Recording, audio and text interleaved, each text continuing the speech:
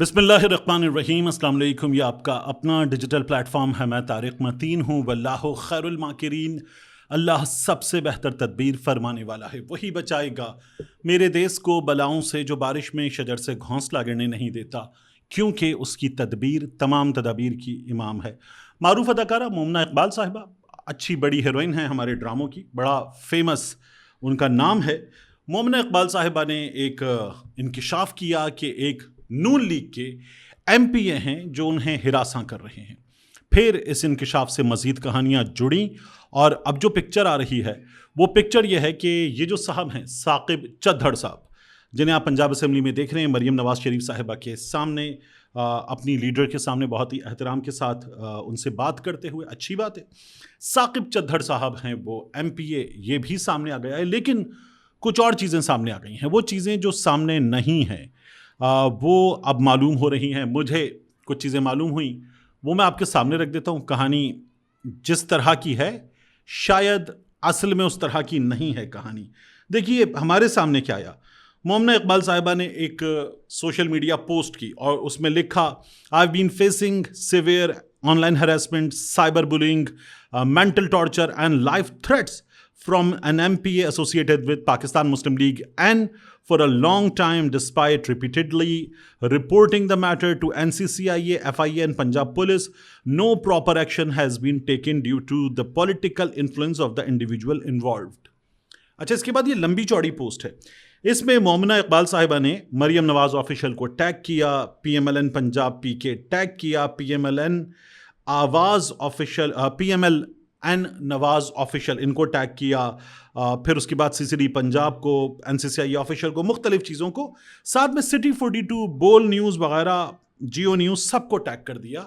और इन्होंने ये चाहा कि हर जगह ये मामला चले, और चला, सोशल मीडिया पर चला, मीडिया पर चला, हर जगह चला। मोमना इकबाल साहिबा जो कह रही थी वो चला। इन्होंने लंबी चौड़ी पोस्ट उसके आखिर में लिखा, I believe Maryam Nawaz Sharif, a political figure, I believe Miss Maryam Nawaz Sharif will take unbiased and lawful action against anyone found involved in abuse of power or obstruction to justice. ये इन्होंने लंबी चौड़ी post में लिखा है मोमना इकबाल साहिबा ने। अब ये सोशल मीडिया पर बुरी तरह से डिस्कस होने लगा और ये पता चलाने की कोशिश शुरू हो गई कि एमपीए साहब कौन है। फिर पता चला कि साकिब चद्दड़ साहब हैं। गुर्दा स्कैंडल में भी इनका नाम आया था। गुलाम बीबी भरवाना की वालदा साहिबा जो हैं वो पाकिस्तान तहरीक इंसाफ की हिमायत याफ्ता उम्मीदवार थीं, लेकिन ये हल्के में ऐसे कि मैं PMLN का उम्मीदवार नहीं हूँ, मैं PTI का उम्मीदवार हूँ, आज़ाद उम्मीदवार के तौर पर ये लगे रहे। इन्होंने कैंपेन चलाई, इलेक्शन इन्होंने जीत लिया। उसके बाद ये आज़ाद PMLN की तरफ मुड़ गए और उनके साथ मिल गए। साकिब चद्दड़ इनको सोशल मीडिया पर उस वक्त बहुत ज़्यादा मोहब्बत के साथ भी नवाजा गया कि ये तूने क्या किया। तो ये इनके साथ हुआ था। और साकिब चद्दड़ साहब जो हैं उनकी मरियम नवाज शरीफ साहिबा से मुलाकात, तस्वीरें वगैरह, ये वो सब वायरल हो गई कि गद्दार है, वो जो होता है ना सोशल मीडिया पे लोग करते हैं गद्दार, ये इनके साथ हुआ। अब जो मोमिना साहिबा ने खुद FIA वालों को, सरकारी हुक्काम को, मुख्तलिफ इदारों को, पुलिस को, तफ्तीश करने वालों को जो चीज़ें दी हैं उनमें क्या है, उनमें जो कुछ है वो मोमना साहिबा की बात को भी साबित कर रहा है, लेकिन वो कुछ और भी साबित कर रहा है कि इन दोनों का एक अच्छा ताल्लुक़ था। ये जो हरासानी, बुली करना और टॉर्चर करना, मेंटल टॉर्चर देना, ये सब कुछ है, ये उन चीज़ों से ताल्लुक़ ऐसा नहीं लग रहा। तफ्तीश करने वाले ख़ुद ये बात कर रहे हैं, यानी वो ख़ुद ये बात बता रहे हैं। मेरी एक साहब से जो इस मामले के मुकम्मल तौर पर जानकार हैं बात हुई, उन्होंने कहा जी चीज़ें हमारे पास आ गई हैं, एप्लीकेशन पूरी आ गई है, उसमें डॉक्यूमेंट्स वगैरह भी आ गए हैं, सब कुछ हो गया है। 22 तारीख को, जब आप ये वीडियो देख रहे होंगे तो 21 हो गई होगी, कल वाली बात होगी। 22 तारीख को बुलाया गया है। अब जो बुलाया गया उसमें साकिब चद्दड़ साहब भी हैं और उनकी बेगम साहिबा भी हैं। जो पता चल रहा है उसके मुताबिक अगर सब कुछ ठीक रहता तो ये मामला मुंतज होता शादी पर, इसका नतीजा शादी पर होता, लेकिन उसमें अड़चन आ गई, प्रॉब्लम आ गई, रुकावट आ गई, और रुकावट आई साकिब चद्दड़ साहब की पहली अहलिया की वजह से। तो अब साकिब चद्दड़ साहब जो हैं वो भी मुजरिम बन गए हैं मोमना साहिबा के, और मोमना साहिबा की मुजरिमा बन गई हैं साकिब चद्दड़ साहब की अहलिया भी। تو کہانی جتنی ہے اس سے زیادہ ہے، کیونکہ یہ بھی پتہ چل رہا ہے انہوں نے چیٹس دی ہیں مومنہ اقبال صاحبہ نے، اور ان چیٹس میں ظاہر ہے کہ وہ دونوں کے درمیان چیٹ ہے، تمام چیزیں تو نہیں دی ہوں گی، ممکنہ طور پر ثاقب چدھر صاحب اس سے آگے چیزیں دیں گے، تو ان کا تعلق ٹھیک تھا، یہ بھی پتہ چل رہا ہے، بیرون ملک سفر بھی کیا ہے یہ بھی پتہ چل رہا ہے۔ تو یہ کہانی، اور مومنہ صاحبہ اس پر اپنا ریئیکشن دینا چاہیں تو وہ بالکل دے دیں، یہ خاکسار حاضر ہے، ان سے بہت سے صحافیوں نے رابطہ کرنے کی کوشش کی، انہوں نے میڈیا کو جس حد تک خود انوالو کرنا تھا وہ کرنا چاہتی تھیں وہ ہو گیا، لیکن صحافیوں کے سوالوں کے، اور بہت سے صحافیوں کے سوالوں کے انہوں نے جواب نہیں دیے، لیکن میں تو یہ عرض کر رہا ہوں کہ یہ پلیٹ فارم حاضر ہے، مجھے پی ایم ایل این سے، ثاقب چدھر صاحب سے کوئی ذاتی پرابلم تو ہے نہیں، ان کی پالیٹکس میں ان کی جو پوزیشن ہے اس سے پرابلم ہو سکتی ہے، ان کی جو عوام کے لیے پالیسیز ہیں ان سے پرابلم ہو سکتی ہے، مجھے ان کے ذاتی معاملے سے، اور اگر وہ بالکل ہڈن ذاتی معاملہ ہے تو اس سے میرا لینا دینا کیا، لیکن اب جو چیزیں پتہ چل رہی ہیں وہ بالکل مختلف ہیں، اس لیے مومنہ صاحبہ اپنا ریئیکشن دینا چاہیں تو دیں۔ سوشل میڈیا پر یہ جو بات کی جا رہی ہے نا کہ ان نون لیگ والوں سے کسی کی بہن بیٹی محفوظ نہیں، تو ٹھیک ہے کہ اداروں کا کام ہے، وہ شہریوں کو تحفظ دیتے ہیں ہر قسم کی بلی کے اگینسٹ، ہر قسم کی ہراسانی کے اگینسٹ، لیکن کہانی جو ہے سامنے صرف وہ نہیں ہے، کہانی کے کچھ اور پہلو بھی ہیں جو سامنے آئیں گے، اور یہ کہانی بالکل بدلی ہوئی کہانی کے طور پر بھی آپ کے سامنے آ سکتی ہے۔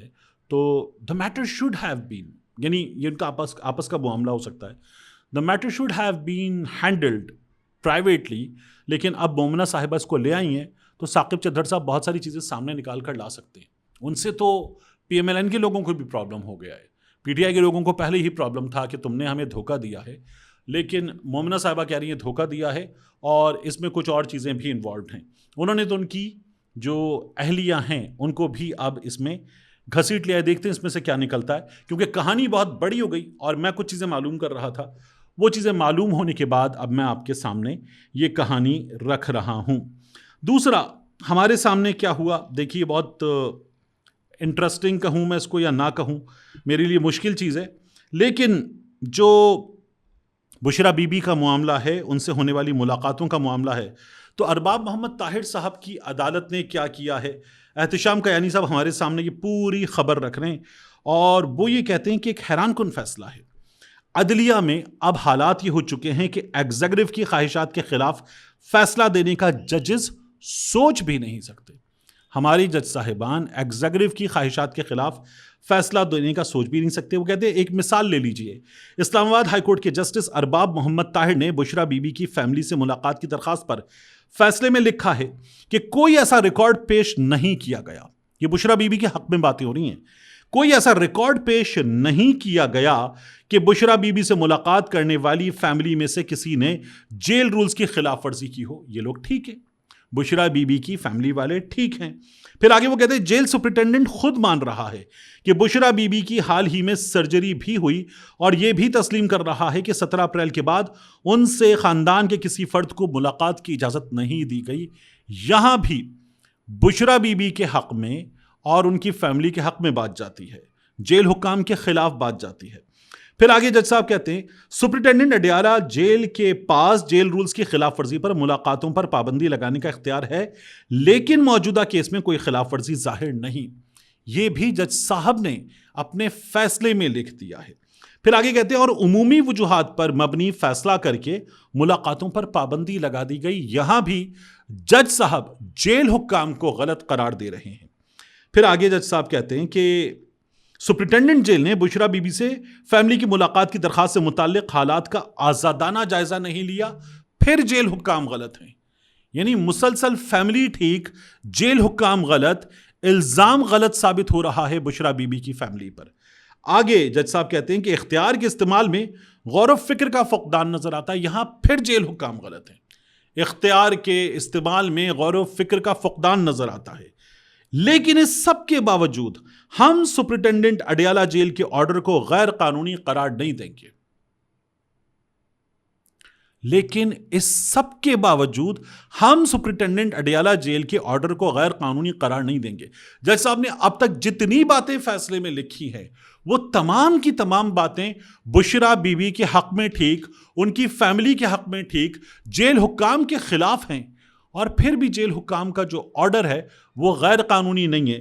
جج صاحب یہ بتا رہے ہیں. پھر آگے کہتے ہیں کہ سپرنٹینڈنٹ اڈیالہ جیل کے پاس فیملی واپس جائے اور وہ از خود درخواست کو دوبارہ دیکھ کر اپنا مائنڈ اپلائی کرے، پھر سے اس پر فیصلہ کرے، اللہ بہتر کرے گا. ہماری عدالتیں اگر فیصلہ ایسے دیں گی کہ ٹھیک ہے اللہ بہتر کرے گا، تو یہ جو منصب ہے انصاف دینے کا، یہ وہ منصب ہے جو اللہ رب العزت کی صفات میں سے ایک ہے. یہ وہ منصب ہے جو اللہ رب العزت کی صفات میں سے ایک ہے. اور جج صاحب اگر آپ یہ بتا رہے ہیں کہ جاؤ اللہ بہتر کرے گا، تو انتہائی احترام کے ساتھ آپ اس کرسی پر ہیں کیوں؟ Why do we need you on this designation؟ یہ جو بڑی آگسٹ پوزیشن ہے، اس جگہ آپ کی حضور والا ضرورت کیا ہے؟ آپ کہہ رہے ہیں کہ جس نے غلط کیا اور آپ خود لسٹ کر رہے ہیں اس کی غلطیاں، آپ واپس وہاں بھیج رہے ہیں. مطلب حیران ہوں، دل کو روؤں کہ پیٹوں جگر کو میں، یہ کیا ہے؟ لیکن بہرحال جج صاحب نے یہ فیصلہ دے دیا ہے، درخواست فیملی کی مسترد کر دی ہے. اللہ اللہ خیر صلی اللہ، جائیے، نکلیے، چلیے، ہٹیے، ہوا آنے دیجیے. یہ ہمارا نظام انصاف پاکستان تحریک انصاف کے ساتھ کر رہا ہے. اور میں نے پہلے بھی کہا کہ ہمارے ہاں ملازمت یافتہ، تھپکی یافتہ، تمغہ یافتہ صحافی خود اپنے منہ سے کہہ رہے ہیں کہ جو کر رہا ہے سسٹم کر رہا ہے، حکومت نہیں کر رہی. ملتے ہیں انشاءاللہ آپ سے اگلی ویڈیو میں.